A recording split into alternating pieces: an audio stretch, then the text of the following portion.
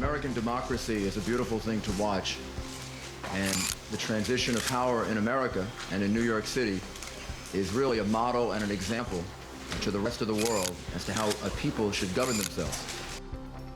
That was then New York City Mayor-elect Rudy Giuliani. That was 1993. He was graciously thanking his opponent, Mayor David Dinkins, after defeating him in the election. His comment then was perhaps unremarkable, right? You'd expect it. But fast forward 30 years, and it is stunning, as Giuliani now stands accused of trying to subvert an American election. He is one of 18 people indicted alongside of former President Trump in Georgia. Giuliani faces 13 charges under the state's RICO law, which is similar to the anti-racketeering law that Giuliani himself used in the 80s to go after organized crime when he was a prosecutor.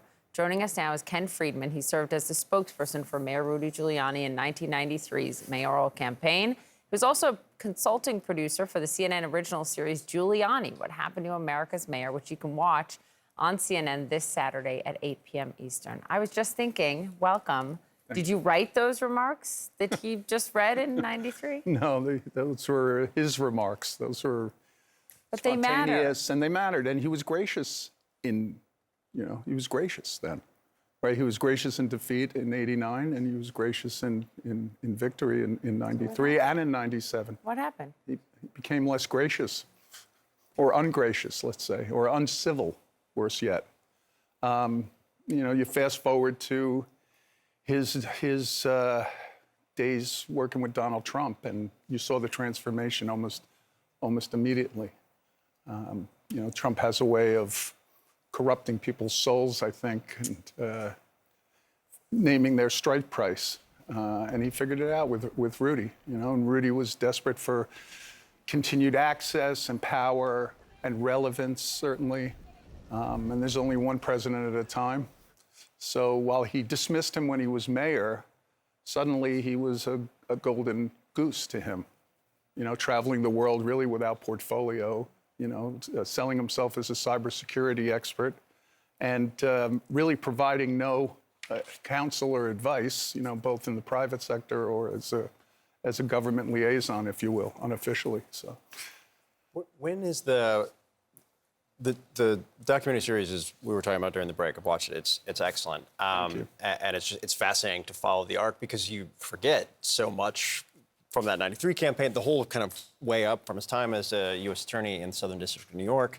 People forget he was the clear frontrunner in the 2008 Republican primary for a period of time before his campaign crashed and burned. What precipitated to change the move into Trump orbit? Is it purely just power, or was there a series of events that led to it? I think it was. Yeah, it was. They already knew each other, from his mayoral days. Trump was really not a presence at City Hall.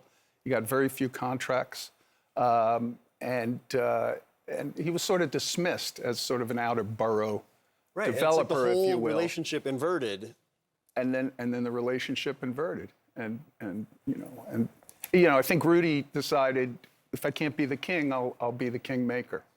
But Trump doesn't abide kingmakers. He's the king, So what do you see when you watch Rudy Giuliani now, for example, go on other networks and defend himself in the face of these RICO charges? Like, to watch him as someone who doesn't know him the way you do, it seems like he really believes all of that and what he's saying. What do you see? Well, he does. He does believe it because he's flashing back to his days, having rounded up the mob and white-collar criminals. But he knows the law then. Intimately, and so does Fani Willis. And but he apparently doesn't accept the fact that he is ensnared in a conspiracy, and they've got the goods on him down there. I think I said on this show, probably 2 years ago, that it was inevitable he would be indicted in Georgia.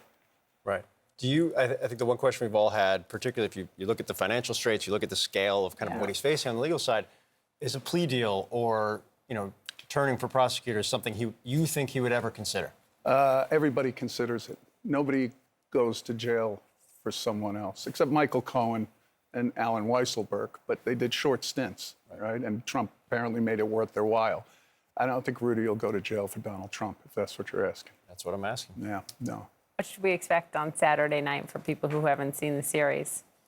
Well, it's the man in full. That was what we were going for, from cradle to now, if you will, from Brooklyn to today, to show his evolution as probably the best first-term mayor in the city's history, a transformative mayor. I mean, you guys know we had 2,000 murders in the early 90s and 600 the first year of Giuliani. And still 600 too many, but quality of life improved, street safety, people's perception of the I think about that a cities. lot when I walk around the streets of New York. You what? I think about it a lot when I Yeah, walk on the good. streets of New York. But you remember. How he turned. Yes. Yes. And that's why this is so much more striking. I know. We all have the frame of reference. We know how good it can be and how good it was. Yeah.